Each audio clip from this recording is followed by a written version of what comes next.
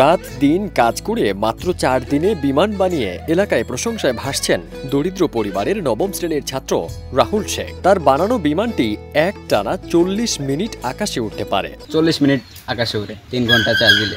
নিম্নবিত্ত পরিবারে অর্থের যোগান খুবই সীমিত। টানাটানির সংসারে তাই পড়াশোনার পাশাপাশি মাঠে কাজ করে ও পরিবারের সহযোগিতা নিয়ে 15,000 টাকায় রাহুল শেখ বানিয়ে ফেলেছেন আস্ত একটি উড়োজাহাজ।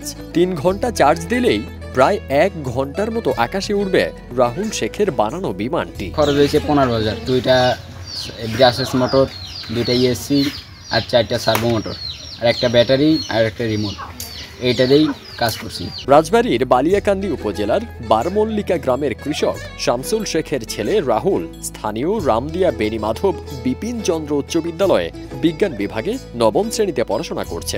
মা বাবা ও 3 ভাই বোনের সংসারে সবার ছোট রাহুল শৈশব থেকেই প্লেন বানানোর স্বপ্ন দেখত। সেই স্বপ্নের পথে প্রথম বড় পদক্ষেপ হিসেবে তৈরি করেছে বাংলাদেশ বিমানের বোয়িং 787 ড্রিমলাইনার অচিন পাখি মডেলের একটি উড়োজাহাজ, যা ইতোমধ্যেই সফলভাবে আকাশে ওড়াতে পেরেছে সে। ছোটবেলা থেকেই ইচ্ছা ছিল যে বিমান বানাবো, এই নিয়েই কাজ চলতেছে। তারপর পরে ক্লাস 8 থেকে কাজ শুরু করি।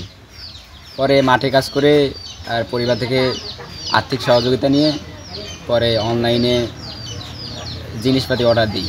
রাহুলের বাবা শামসুল শেখ বলেন, তার ছেলে শুধু বিমান নয়, ফ্যান, লাইট সহ নানান কিছু বানিয়েছে। ছেলের আগ্রহ ও প্রতিভা দেখে তিনি খুশি।